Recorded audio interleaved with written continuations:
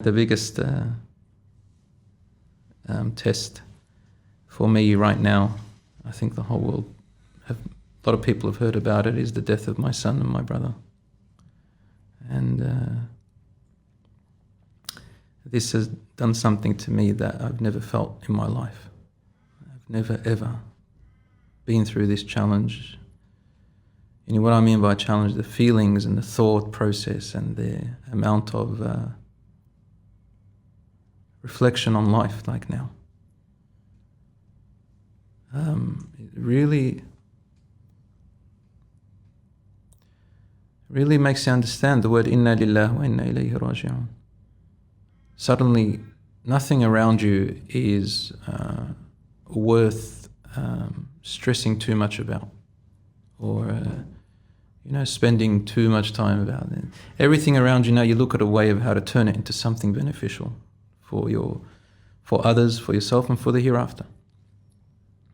And the money didn't mean much after that. My brother was.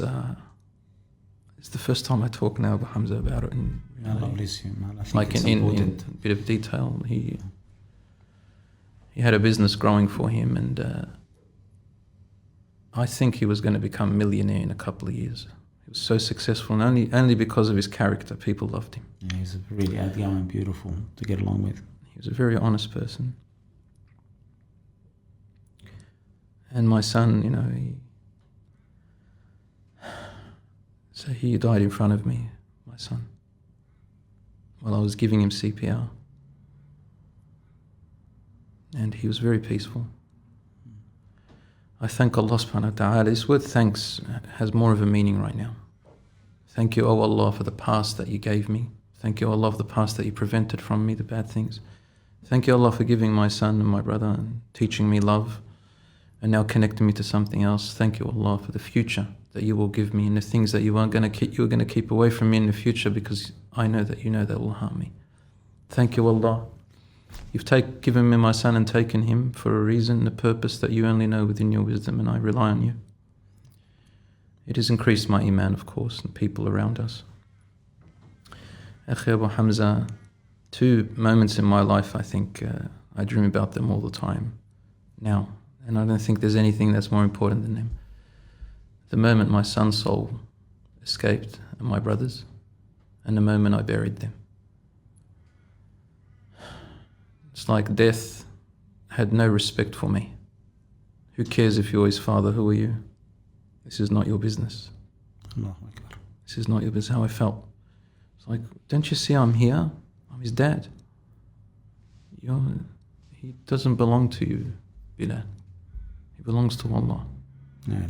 And if you do trust in Allah, now's the time for you to prove it to yourself. What are you going to think about Allah right now? Allah is Arhamur Rahimin. Maybe this was the best time for them to leave. Maybe I stayed for a reason, Allahu A'lam. And the moment that they were buried, I was in the grave and I felt like bashing my head on the walls. I wanted to die with them. I looked at my son, I said, my hands, how can you put your son in the ground? How dare you? You're the father, you're supposed to be protecting him. You're supposed to, you promised him things. I promised my son, Dad, I'm not always going to be there for you, so I'm going to teach you to stand on your own 2 feet. But then I remembered Rasulullah sallallahu alaihi wasallam.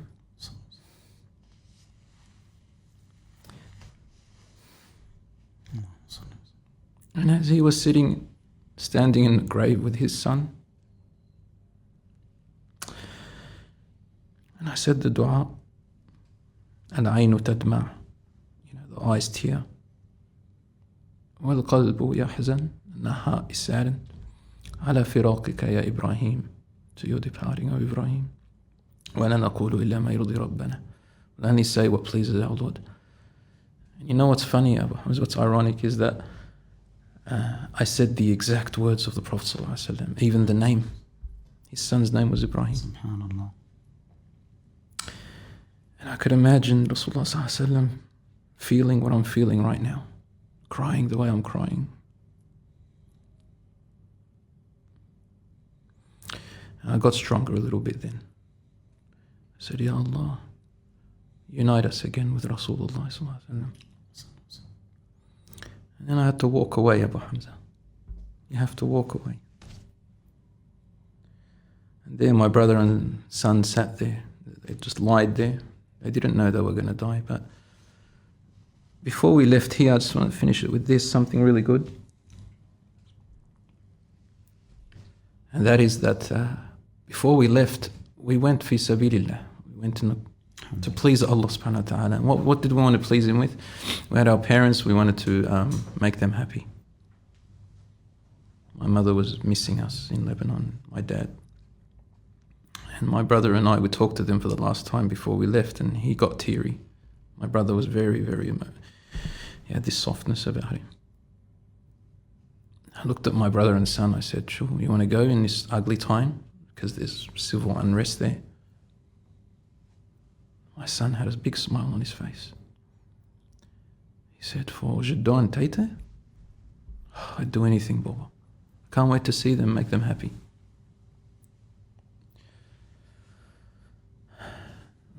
We shook hands and we said, okay, let's make our intention right now. We're going to please Allah subhanahu wa ta'ala. Because if we die there, inshallah, we die shuhada. Inshallah, ya Rabbi. We die on the path of Allah. And if we return inshallah, ya Rabbi, with a huge amount of mountains of rewards. Now, I thought we were going to die in the civil war, in civil unrest there. SubhanAllah, my son and I, we went to UK. That was my last lecture tour overseas with my son. And ironically, the UK people knew my son and my brother. They didn't know anyone else in my family. Why? Because a year before it, they paid for my brother to go with me, Muhammad. He went with me on that tour. Mufti Menka called me up that time. And I said, I want to take my brother with me. They said, all right. And then my son, they knew him when he was a child and when he grew up. And they had a love for them. All of this, Allah is setting up things. And when we got there, subhanAllah, they died in a place that I never, ever thought.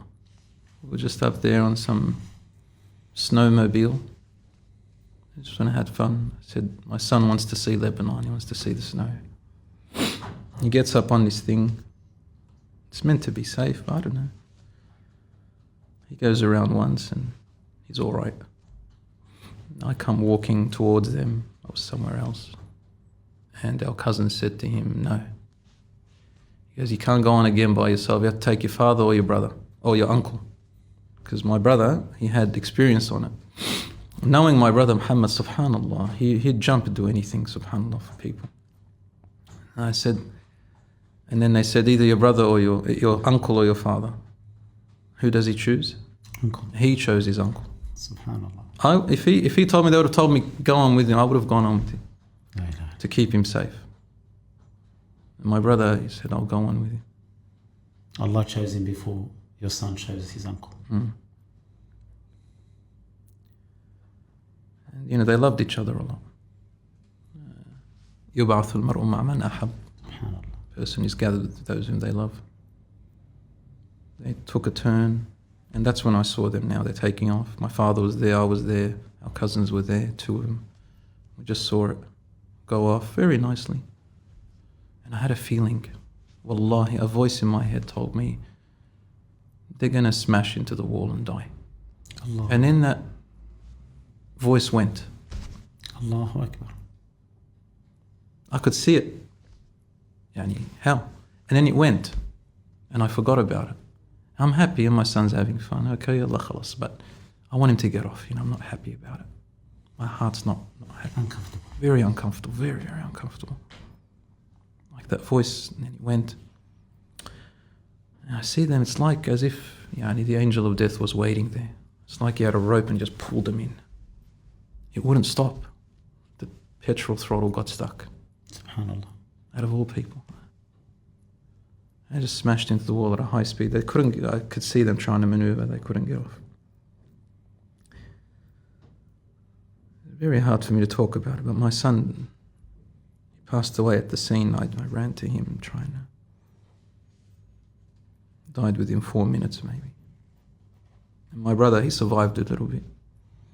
For about an hour. He went into the ambulance with my son. And my brother's telling him, I'm following you, Ammo, I'm following you 5 minutes. In the hospital, he died. They both got buried. I hugged my brother and son. I said, don't worry, it's just temporary. When the angels come to you, say this. I don't know why I was saying that, Abu Hamza. I was just saying a lot of things. The first thing I said is, Inna lillahi wa inna ilayhi. I said it quickly because I knew I wasn't going to hold myself. I was all in. I said, Inna lillahi wa inna ilayhi raji'un. I looked up into the sky. I said, where are you? The angel of the, just give me a minute. I just want to say goodbye to my son, you know. إذا جاء أجلهم لا يستأخرون ساعة ولا يستقدمون. خلاص, this Allah, and I think well of him, subhanahu. And inshallah, this is not the last time. I hope inshallah my brothers and sisters around the world can make dua for them. He went to Umrah this year as well.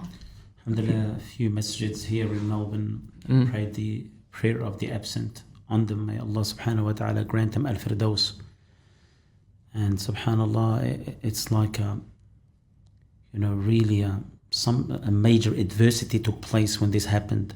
We're all in a state of shock, knowing how young your son is and your brother, he's the youngest of them. And I grew up with them basically. May Allah subhanahu wa ta'ala have mercy upon them and give you and your family patience. How does it feel now that this month of Ramadan you're not with your son or your younger brother? You know, Abu Hamza, before a tragedy happens, when we think about it,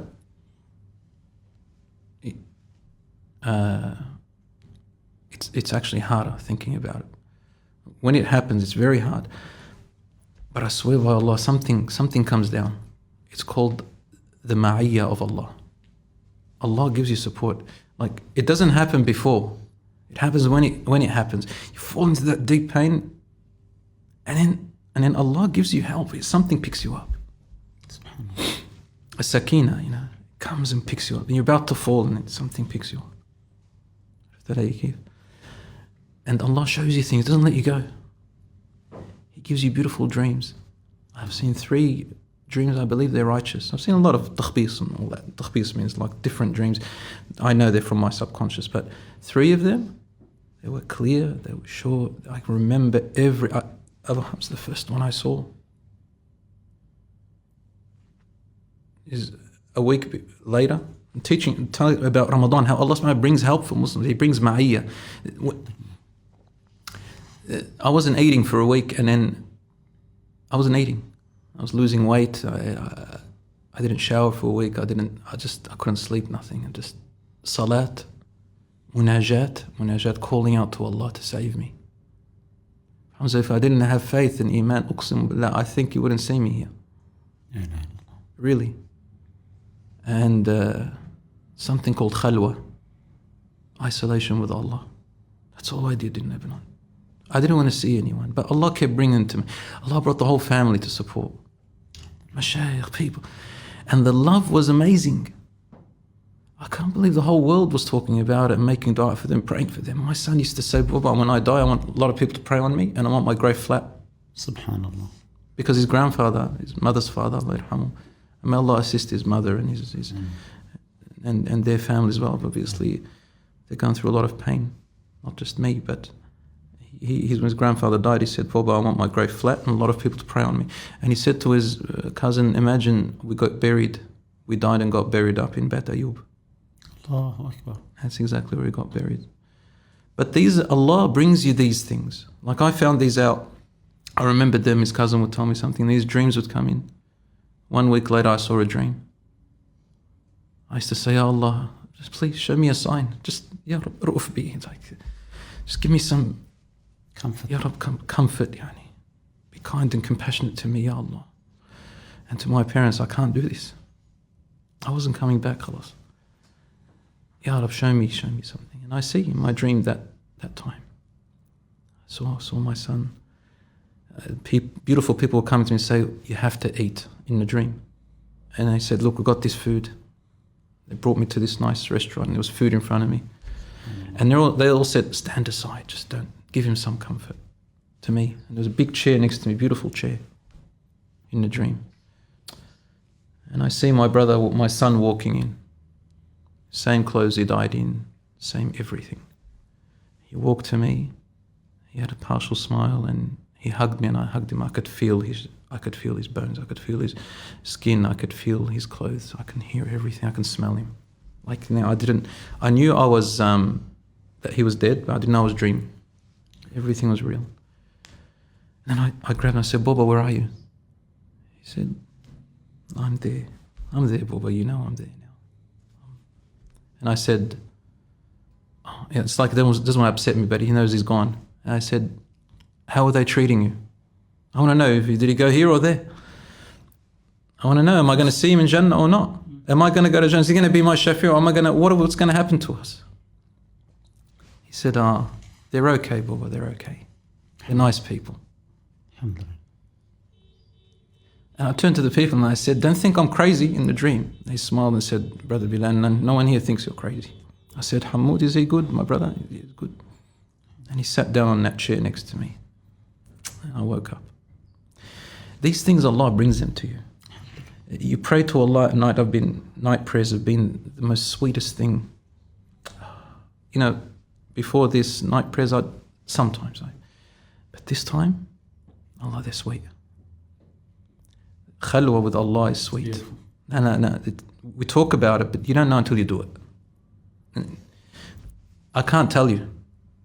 You have to do it. You have to want to do it. So true. First part of the night, last part of the night. Now in Ramadan we've got khalwa. This khalwa, Allah subhanahu wa ta'ala prepared Rasulullah sallallahu alaihi wasallam for his mission after what? After a khalwa. True. You have to go to cave of Hira. You have to know yourself, yani. This khalwa is so beautiful. It's the most sincere. Just you and Allah. And honestly, I didn't think about anybody. I talk, they take it, they don't take it. I'm not worried about anyone. Just Allah subhanahu wa ta'ala, I'm pleasing Him. You sit in the middle of the night and khalas, me and Allah. It's the most beautiful thing. And this is why I'm here now talking. Allah assists you. He helps you. He doesn't leave you alone.